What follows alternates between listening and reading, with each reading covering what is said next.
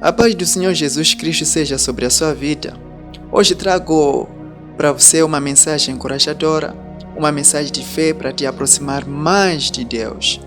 Sabe, quando pego a Bíblia, vejo aquelas passagens em que Abraão foi chamado de amigo de Deus, Moisés também foi chamado de amigo de Deus, e eu fico tão admirado. Eu procuro entender que tipo de relacionamento eles tinham mesmo com Deus, de que maneira eles caminhavam com Deus para ter esse título, para serem chamados amigos de Deus. Uma coisa é o homem se autotitular amigo de Deus, e outra coisa é Deus dar testemunho que você é realmente amigo dele. Como Deus deu testemunho de Jó, quando Deus falou a respeito de Jó, homem íntegro, justo, que se desvia do mal. Há muitas pessoas que se dizem amigos de Deus, mas o que falam não condizem com o seu estilo de vida. São como aqueles homens que Paulo afirma na sua carta a Tito. Olha o que diz. Olha o que Paulo diz. Eles afirmam que conhecem a Deus, mas por seus atos o negam. São detestáveis, desobedientes e desqualificados para qualquer boa obra. Você conhece alguém assim? Que é tão esperto intelectualmente na matéria da palavra de Deus? Que é esperto nos debates de teologia, mas a vida dele não bate com as escrituras? Conhece alguém assim? E hoje quero te ensinar sobre como você deve progredir na vida cristã, vivendo uma vida cada vez mais agradável a Deus. Eu sou o irmão Jeremias Sabita. Antes de nós tratarmos sobre este assunto, peço para você se inscrever no meu canal e ativar as notificações para ser avisado sobre todo vídeo que eu for a publicar aqui. E assim contribuirá para o crescimento deste canal, que é recente, na palavra ou na partilha da palavra de Deus, como você mesmo pode ver. Um cristão, depois da sua conversão, não pode permanecer estático, na mesma posição. Assim como um bebê que nasce não continua bebê, mas o organismo dele desenvolve-se. Nós ficaríamos preocupados se o nosso bebê não crescesse. Igualmente, um crente, após a sua conversão, também deve desenvolver ou crescer espiritualmente em várias áreas da sua vida. Esse desenvolvimento ou esse crescimento se verificou na igreja de Tessalônica, onde Paulo pregou o Evangelho. E o Evangelho lá chegou não apenas em palavra, mas em demonstração do poder de Deus e em plena convicção. Em apenas 3 sábados, Paulo pregou na sinagoga de Tessalônica, e esse tempo foi suficiente para haver grandes transformações. Em pouco tempo, em Tessalônica, Deus tocou os corações dos moradores daquela cidade. Houve grande transformação, houve arrependimento e conversões verdadeiras. Os gentios abandonaram os ídolos e se entregaram ao Senhor Jesus Cristo. Eles passaram a amar a Deus, passaram a amar o próximo. Eles se tornaram até modelo para as outras igrejas. Sabe, é como dizer assim, se vocês querem ver uma igreja padrão para vocês, uma igreja que é modelo para vocês, olhe para a igreja de Tessalônica. E também eles começaram a espalhar a palavra de Deus, a evangelizar, não apenas com palavras, mas com o estilo de vida deles. Eles pregavam a palavra de Deus com as suas ações. Eles se tornaram exemplos de ética cristã, na boa conduta cristã. O comportamento deles, as obras deles mostravam que de facto se converteram. Com isso, Paulo entendeu que Deus já havia lhes escolhido. Só para ressaltar algo aqui, que compreendi ao longo da leitura deste livro, desta carta de Paulo, pude ver que quando uma pessoa se converte de verdade, ele passa a ter o desejo de ver outros a se converter. Você já viu quando uma pessoa recebe uma notícia muito boa, ele se alegra e deseja partilhar a sua alegria com os outros. De igual modo, também, quando alguém conhece a Jesus, essa pessoa deseja que os outros o conheçam também. Quando um homem passa a andar na luz de Cristo, deseja que os outros façam o mesmo. Quando uma pessoa experimenta o pão vivo que desceu do céu, ele também desejará que os outros a experimentem para que tenha vida eterna. É duvidoso É duvidoso a veracidade de conversão de uma pessoa e essa pessoa dizer-se convertida e ficar indiferente, sem misericórdia de aqueles que andam perdidos a caminho do inferno. Os tessalonicenses, depois de se converter, se puseram de pé na obra evangelística de ganhar almas para Jesus Cristo. Mas Paulo dá uma instrução à igreja de Tessalônica, ele dá uma instrução a você que está a me ouvir, que depois de conversão você não pode permanecer estagnado, você não pode estar estático, mas você tem que progredir ou avançar na fé. Você pode dizer, sim, eu me converti e já deixei o pecado para servir a Deus, isso é bom, mas não é para dormir depois da conversão, não é para relaxar. É necessário que você trabalhe para alcançar os níveis mais altos da sua fé, para você agradar a Deus. Você tem que desenvolver a sua salvação com temor e tremor, como diz lá em Filipenses 2:12. Olha, eu quero ler um texto para você. Primeira carta de Paulo aos Tessalonicenses, capítulo 4, verso 1. Quanto ao mais, irmãos, já os instruímos acerca de como viver a fim de agradar a Deus. E de facto, assim vocês estão procedendo. Agora despedimos e exortamos no Senhor Jesus que cresçam nisso cada vez mais. Os irmãos de Tessalônica já tinham sido instruídos sobre a maneira correta de viver na fé para agradar a Deus. E na verdade, essa igreja fazia isso. Eles agradavam a Deus com as suas obras. Eles creram em Jesus, receberam a palavra de Deus com todo o coração. Eles obedeciam à palavra de Cristo. Eles perseveraram nas tribulações por causa de Jesus. Mesmo diante das tribulações, perseguições e sofrimento, eles amavam a Jesus. Eles praticavam a generosidade. Eles amavam o próximo, entre outras boas obras que eles faziam. Mas Paulo lhes aconselha para que eles se aperfeiçoassem cada vez mais, que eles crescessem cada vez mais em boas obras, em tudo isso que eles faziam para agradar a Deus. Este era o objetivo, para agradar a Deus. E é isso que deve acontecer com você após a sua conversão. Você deve crescer espiritualmente e aperfeiçoar a sua fé e as suas obras continuamente. Eu vou apresentar aqui alguns pontos que eles foram ditos para que crescessem mais e que você deve crescer. Pelo menos mencionarei 3 pontos. Primeiro, você deve crescer na santidade. Olha o que diz o texto a seguir.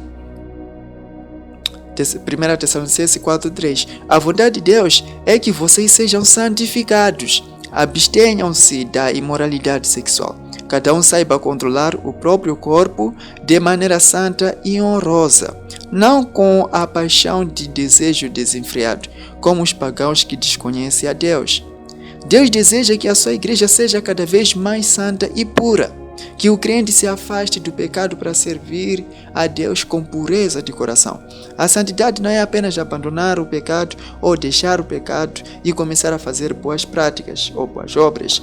No contexto bíblico, a santidade é você deixar o pecado, é você se afastar do pecado com o propósito de servir a Deus. Assim como Davi disse, guardei a sua palavra no meu coração para não pecar contra ti, não pecar contra Deus. Ele se santificava para ter uma vida pura diante de Deus. Existem tantas pessoas até pessoas do mundo, que são moralmente corretos, mas são ateus. Eles não acreditam em Deus. Eles não estão a viver na verdadeira santidade. Porque santidade é abandonar o que desagrada a Deus para fazer o que agrada a Deus. O propósito da santidade é viver uma vida pura diante de Deus. É claro que devemos ser santos em toda boa obra. Mas Paulo chama a atenção à igreja de Tessalônica e chama a atenção a você com respeito à imoralidade sexual. que são práticas sexuais ilícitas aos olhos de Deus. Paulo diz que Deus quer que vocês sejam santos, principalmente que se distanciem da imoralidade sexual, que se abstenham da prostituição. A imoralidade sexual tem sido uma das práticas que desde os tempos antigos até o nosso tempo tem corrompido a sociedade. No tempo que nós estamos, somos bombardeados de todos os lados com essa prática. Somos tentados de todos os lados. Você é tentado quando se tranca no quarto, você é tentado em frente da televisão, você é tentado andando na rua, você é tentado no seu trabalho, você é tentado nos seus sonhos ao dormir. Sem se esquecer que existe a pornografia que tem destruído vidas, que tem destruído casamentos, famílias. E até alguns cristãos têm tido uma vida miserável por estarem viciados nesta porcaria. Paulo disse que devemos nos abster dessa prática, fugindo desse pecado. Por isso, cresça na sua vida de oração.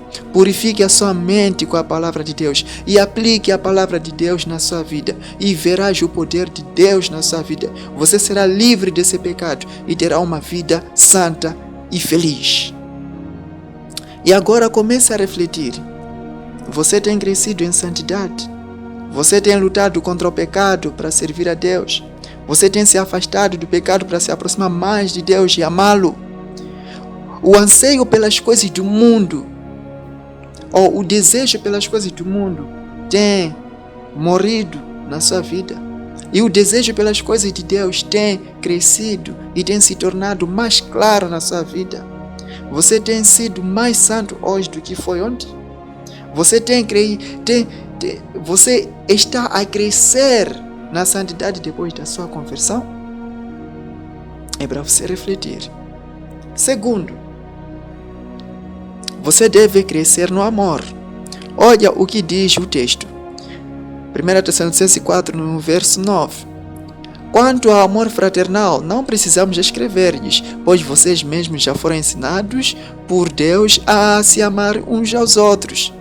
E de facto, vocês amam a todos os irmãos em toda a Macedônia.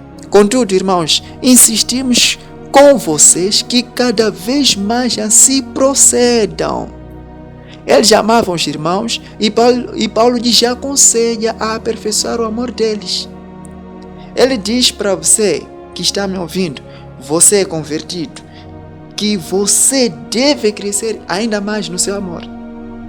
A sua visão sobre amor não pode ser como a do mundo.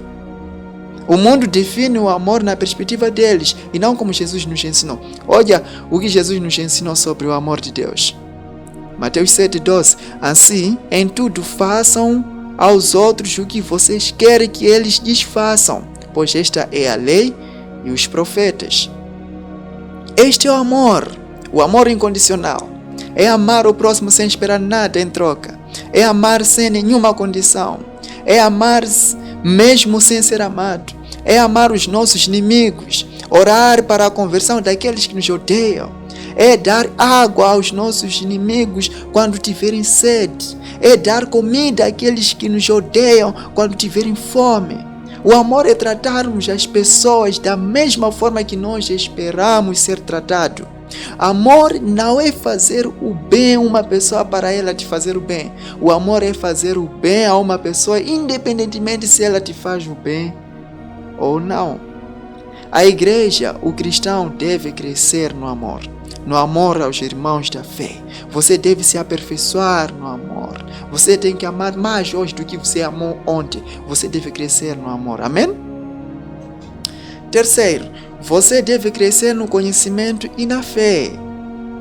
Uma coisa que Paulo exorta a igreja de Tessalônica é que cresçam mais no conhecimento, que eles aumentem mais a sua sabedoria quanto a Deus e as suas promessas. O conhecimento da palavra de Cristo produz fé, como você já ouviu, que a fé vem pelo ouvir e ouvir a palavra do Senhor Jesus Cristo. Ou seja, a fé vem pelo ouvir a palavra do Senhor Jesus Cristo. 1 Tessalonicenses 4,13. Irmãos, não queremos que vocês sejam ignorantes quanto aos que dormem, para que não se entristeçam como os outros que não têm esperança. Se cremos que Jesus morreu e ressurgiu, cremos também que Deus trará, mediante Jesus e juntamente com ele, aqueles que nele dormiram. É triste quando um crente convertido pensa que a morte tem a última palavra, quando pensa que a morte é o fim, ou quando pensa que Deus é limitado no seu poder. Era isso que alguns crentes convertidos da igreja de Tessalônica tinham em sua mente. Eles pensavam que a morte era o capítulo final da história. Mas a Bíblia nos ensina que a morte não tem a última palavra. A morte é apenas a porta de entrada para a eternidade. A Bíblia diz que depois da morte vem o julgamento de Deus. Deus vai julgar os homens. Deus vai ressuscitar os homens. Ele concederá vida eterna, repleta de alegria àqueles que creram em Jesus e esperaram preparados pela sua vinda. Mas vai condenar ao inferno os incrédulos e todos que viveram as suas vidas no pecado. Por isso, aumente o seu conhecimento de Deus, amplie a sua visão sobre Deus, pois desta forma a sua fé em Jesus se solidificará. Você não vai se abalar, você não vai temer, você não vai ser enganado. Você terá mais confiança no dia do juízo, porque conhece a palavra de Deus e conhece as promessas do Senhor. Leia a Bíblia e amplie seu conhecimento sobre Deus, conheça o poder de Deus. O profeta Isaías diz assim: devemos conhecer o Senhor e prosseguir em conhecer o Senhor. Não apenas conhecer, mas devemos prosseguir. Já conheço o Senhor na minha conversão e durante a minha caminhada cristã, eu tenho que crescer no conhecimento de Deus, pois desta forma você saberá mais quem é Deus. Você aperfeiçoará o seu conhecimento, você terá um conhecimento profundo de Deus e como consequência você confiará mais em Deus, você terá mais fé e esperança e terás uma vida cristã feliz e segura. Amém? Se você gostou do vídeo, se inscreva no canal, ative as notificações e partilhe este vídeo aqui, pois desta forma contribuirá com a igreja de Tessalônica na propagação da palavra da salvação. Deus te abençoe e até o próximo vídeo.